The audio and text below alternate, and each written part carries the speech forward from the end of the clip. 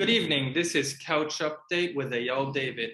The Coast Guard has announced new safety rules following a deadly blaze that killed 34 people on a scuba diving boat off the California coast more than 2 years ago, including installation of fire detection and suppression equipment. The Labor Day 2019 fire aboard the Conception of Santa Barbara marked the deadliest marine disaster in modern state history and led to criminal charges and calls for tougher regulations for small passenger vessels. The new interim rules will take effect over the next 2 years. In addition to the fire systems, owners of boats with overnight passengers will be required, among other things, to provide better escapes from below deck and use devices that make sure a night watchman is alert and making frequent rounds. Additionally, a strict no barbecuing rule has been added. Tennis player Novak Djokovic, the world's #1 men's tennis player, traveled all day Wednesday from Dubai to Australia, a journey that was supposed to begin his defense of the Australian Open Singles Championship.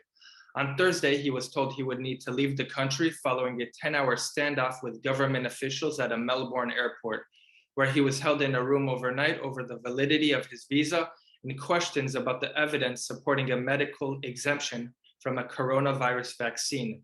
The exemption was supposed to allow Djokovic, a 20-time Grand Slam tournament champion and one of the biggest stars in sports, to compete in the Australian Open even though he has not been vaccinated. Djokovic did not immediately leave the country, and his team filed a legal challenge to the ruling on Thursday. A judge said Djokovic would be allowed to remain in Australia at least until Monday. Djokovic's lawyer released a statement to the judge saying, "My client is very good at tennis." An infant boy handed in desperation to a soldier across an airport wall in the chaos of the American evacuation of Afghanistan has been found and was reunited with his relatives in Kabul on Saturday. The baby, Sohail Ahmadi, was just 2 months old when he went missing on August 19, as thousands of people rushed to leave Afghanistan as it fell to the Taliban. Following an exclusive Reuters story published in November with his pictures, the baby was located in Kabul, where a 29-year-old taxi driver named Hamid Safi has found him in the airport and took him home to raise as his own.